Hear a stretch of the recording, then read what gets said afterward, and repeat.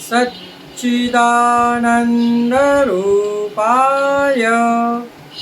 विश्वोपत्यादिहेतवे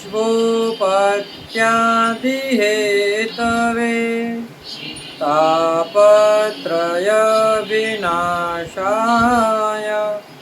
श्रीकृष्णाय वयं नमः। श्रीकृष्णाय वयं नमः। श्रीकृष्णाय वयं नमः। पुष्टिमार्गीय सर्वज्ञ करुणारसपूरितः श्रेष्ठफलप्रदाता च तस्मै श्रीगुरुवे नमः। तस्मै श्रीगुरुवे नमः। तस्मै श्रीगुरुवे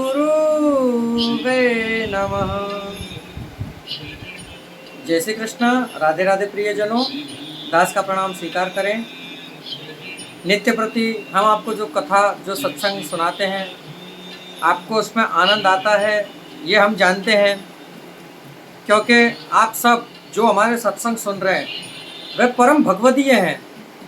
आप सबके हृदय में कहीं ना कहीं प्रभु के प्रति बहुत अलौकिक भाव छुपा हुआ है, जो ऐसे ही नित्य प्रति सत्संग सुनने से ही प्रकट होगा।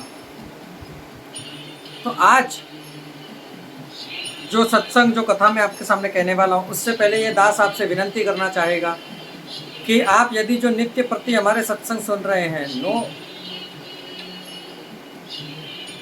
तो हमारे चैनल को सब्सक्राइब कर दीजिए। नो डाउट आप कर रहे हैं, परंतु जितना आप इसे शेयर करेंगे उतने ही आपके और हमारे सनातनी परिवार को बढ़ाने की कृपा होगी।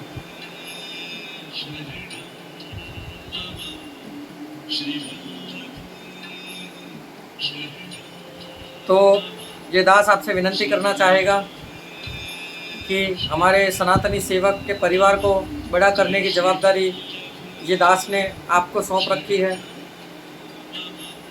तो आज जिस कथा का रसपान हम आपको कराने के लिए एकत्रित हुए हैं, वह कथा नरहर दास जोशी, जगन्नाथ जोशी के बड़े भाई। ये अलाना गांव में थे, जिनके यजमान, जैसे आज हम एक हवेली में मुखिया जी, कई लोग हमें मुखिया जी कहते हैं, कई लोग हमें महाराज कहते हैं, परंतु हम हकीकत में प्रभु के दास हैं। ना तो हम मुखिया जी बनने के लायक हैं, ना हम महाराज कहलाने के लायक हैं। क्यों?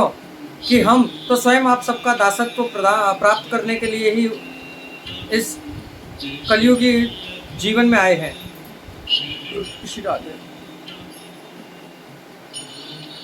तो आज हम नरहर दास जोशी की एक कथा आपको बताना चाहेंगे।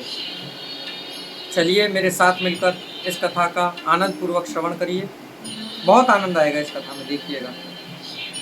एक समय नरहर दास जोशी, जिनके एक क्षत्रिय यजमान थे महाधर देसाई, और उनकी बहन कलूबाई,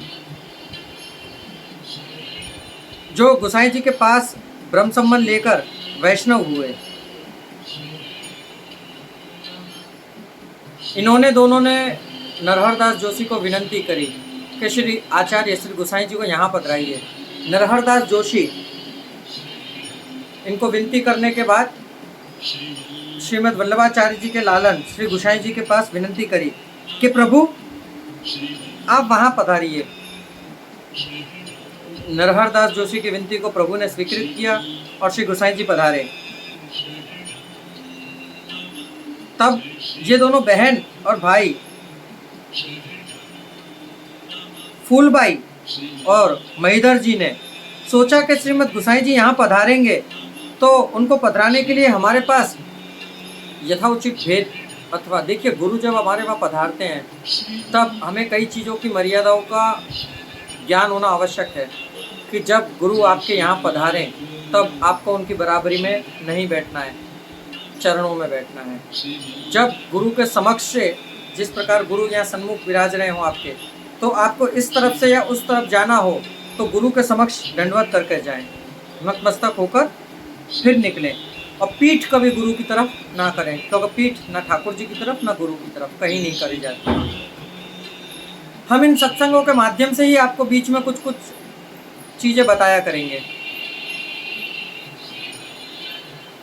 अलाना गांव में गोसाई जी पधारे, तब इन दोनों भाई बहनों ने प्रभु को दंडवत कर कर यथोचित भेंट और द्रव्य प्रदान किया। कुछ समय बाद नरहर दास जोशी खेराड़ू के पास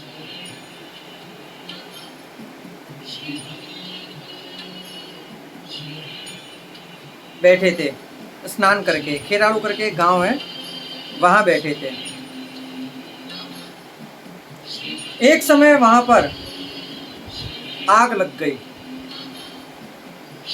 उस गांव में। तब देखिए कि ऐसे परम भगवतीय वैष्णव भक्त,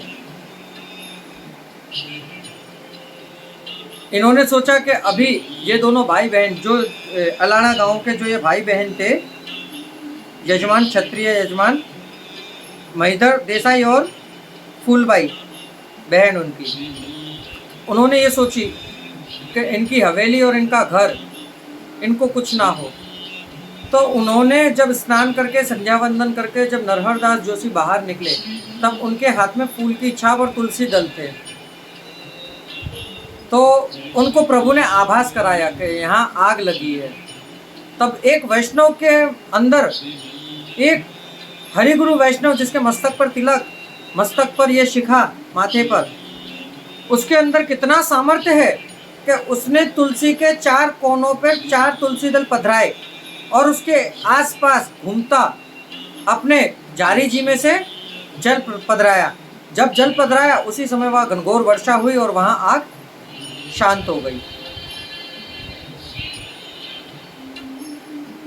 फिर ये कुछ आगे चले तो इन्होंने, इनके जब पहले समय में क्या होता था कि वैष्णव ना अपनी सामग्री स्वयं साथ में लेकर कहीं भी जाते तो साथ में लेकर जाते, 1-2 दिन की सामग्री और अपने सब सामान, जिसको सीधा सामान बोलते हैं, क्योंकि प्रभु साथ विराजते थे तो प्रभु को तो नित्य प्रति क्रम करना ही पड़ता है, सेवा करनी पड़ती है, भोग धरना पड़ता है।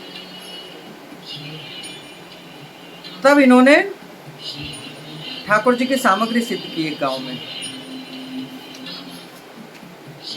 जब सामग्री सिद्ध की ना, तब वहां पर पेड़ के ऊपर से एक 10 वर्ष का बालक, पुरुषोत्तम क्षेत्र जा रहे थे ये, तब वहाँ पेड़ के ऊपर से एक 10 वर्ष का बालक उतरा, बहुत सुंदर, जिसका स्वरूप श्याम वरण, आहा कितना सुंदर स्वरूप, जो स्वयं साक्षात जगन्नाथ जी ही थे।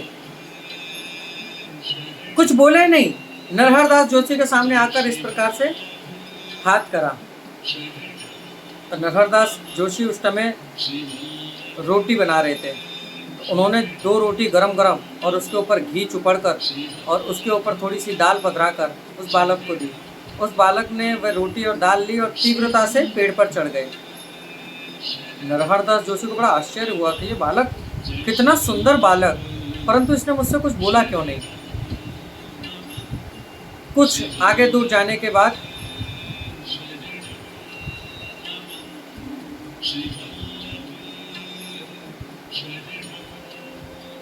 एक जगह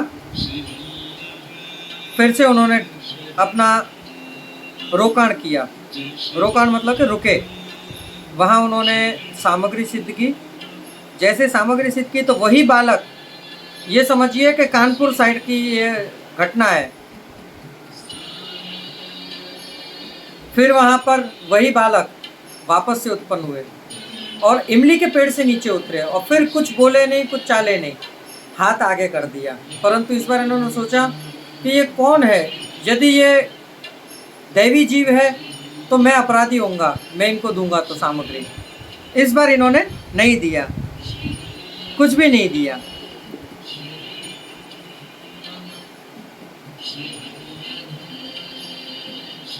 तब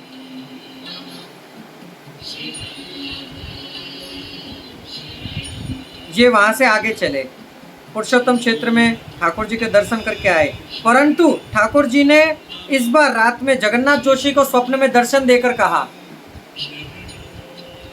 कि जगन्नाथ, आज तेरे बड़े भाई ने मुझे सामग्री मांगी पर मुझे दी नहीं। देखिए ठाकुर जी स्वयं कैसे सहानुभूति कराते हैं ऐसे परम भगवदीय वैष्णवों को। जगन्नाथ जोशी ने वह टाइम, वह समय, वह वार, वह तिथि, वह संवत्सर, वह महीना सब लिख लिया कि जब बड़े भाई आएंगे तब मैं उनसे पूछूंगा। कुछ समय पश्चात उनके बड़े भाई आए, तब उन्होंने पूछा कि आपने ठाकुर जी को क्यों नहीं दिया ये सामग्री, प्रभु आपके पास में पधारे थे।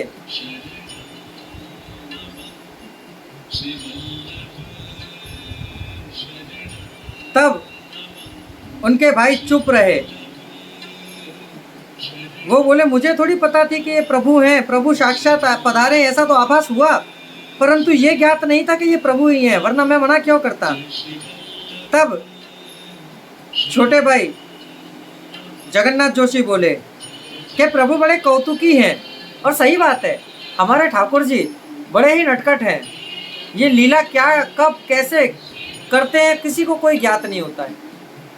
तो ये नरहरि वैष्णव, नरहर दास जोशी की वैष्णव की कहानी, इसमें ये बताते हैं कि एक वैष्णव के अंदर कितना भाव और कितना सामर्थ्य है कि जब ये मस्तक पर तिलक लगाता है, शिखा रखता है, जनोई पहनता है, तब इसके अंदर भी इतना ही सामर्थ्य आ जाता है कि ये चाहे वो कार्य कर सकता है। कहाँ थे और कहाँ से कहाँ की आग को बुझा दिया। आज के समय में कलियुगी प्राणी, आग लगी हो तो उसमें मिट्टी का तेल डालते हैं, परंतु पहले समय में ऐसे वैष्णव नहीं थे। उनको मन में ये ज्ञात हुआ कि मैंने जो दो वैष्णव भाई बहन, जिनको जो महिधर देसाई और उनकी बहन फूलबाई, इनको अभी कुछ समय पहले ब्रह्म संबंध दिलवाया है, ये वैष्णव अभी अभी हुए हैं और इनके यहाँ आग लग जाए तो इनके मन में क्या संशय होगा, इसलिए मैंने आग बुझाई। तब उन्होंने कही आग बुझाने के लिए आपने प्रभु का ही तो स्मरण किया होगा कि हाँ। उनके छोटे भाई ने पूछी, तब उन्होंने कही नहीं, इतने से काम के लिए प्रभु को श्रम नहीं देना चाहिए। तो सही बात है, छोटे छोटे कार्यों के लिए प्रभु को क्यों परिश्रम देना। प्रभु तो जगत नियंता है, आप तो सर्वात्मनम है, आपको पता है कि हमको किस समय पे क्या चीज़ की आवश्यकता है। इसलिए बिन मांगे मोती मिले, मांगे मिले ना भीख, प्रभु सब दे देते हैं, इसलिए कभी उनसे भी नहीं मांगना चाहिए। तो प्रियजनों, ये थी नरहर दास जोशी की कथा। कल फिर एक नई कथा के साथ आपसे मुलाकात होगी। आज्ञा दीजिए दास को। जय श्री कृष्ण, राधे राधे।